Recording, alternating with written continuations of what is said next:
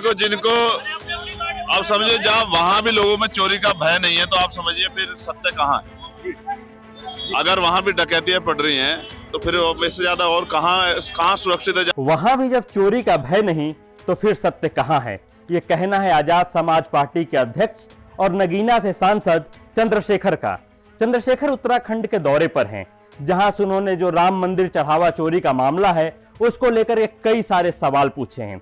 साथ ही जो चंपत राय की भूमिका है उस पर भी उन्होंने कई सारे प्रश्न खड़े किए हैं। चंद्रशेखर लगातार इस मामले को उठा रहे हैं और जो सिस्टम है उस पर सवाल खड़े कर रहे हैं। आज भी जब हमने देखा कि वो बात करते हुए उन्होंने सीधे तौर पर कहा कि जब वहां भय नहीं है तो फिर कहां भय होगा। एक तरफ जहां इस पूरे मामले पर एसआईटी ने अपनी रिपोर्ट सौंप दी है और जो पुलिस है अपनी वो कार्रवाई कर रही है, 8 लोगों को गिरफ्तार किया जा चुका है और 80 लाख से जो ज्यादा रुपए हैं उसे बरामद किया जा चुका है। वही जो चंपत राय हैं, चंपत राय को लेकर भी जो पूरा विपक्ष है और लगातार उन पर सवाल उठा रहा है। हालांकि बीते दिनों ये खबर सोशल मीडिया से लेकर के तमाम मीडिया प्लेटफॉर्म पर लगातार वायरल हो रही थी कि चंपत राय ने अपने पद से इस्तीफा दे दिया है। इस पर कल देर शाम जो ट्रस्ट है उसकी तरफ से भी बयान आया।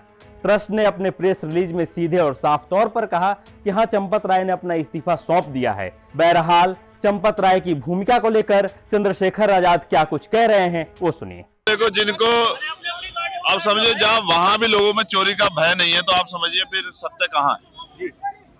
अगर वहां भी डकैतियां पड़ रही हैं तो फिर इससे ज्यादा और कहाँ सुरक्षित है। जहाँ भगवान के दर पे लूट हो रही है, डकैतियां पड़ रही है, तो आप समझिए कौन सी जगह सुरक्षित है। आप बताओ। करोड़ों श्रद्धालुओं का भरोसा वापस आ पाएगा? करोड़ों श्रद्धालुओं का जो इसका जवाब तो सरकार को देना है, जिनकी निगरानी में लूट हो रही है। अच्छा, जिस तरह इस्तीफा दिए तो वो तो नहीं है चंपत ना। का इस्तीफा हुआ है, अनिल मिश्रा जी का इस्तीफा दिया है उन्होंने, इस पर क्या कहना है?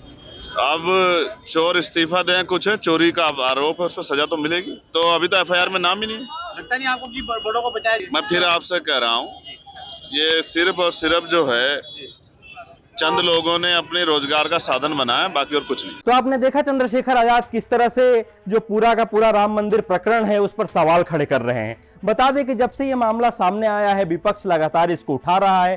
कांग्रेस हो चाहे सपा हो, लगातार इस मामले पर जो पूरा सिस्टम सरकार है उसको घेरने की कोशिश कर रही है।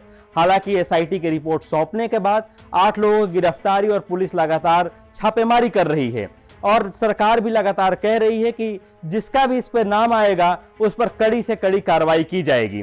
लेकिन विपक्ष लगातार इस मामले को उठा रहा है और घेरने की कोशिश कर रहा है। ये खबर आप देख रहे थे वेंकटेश के साथ, शुक्रिया।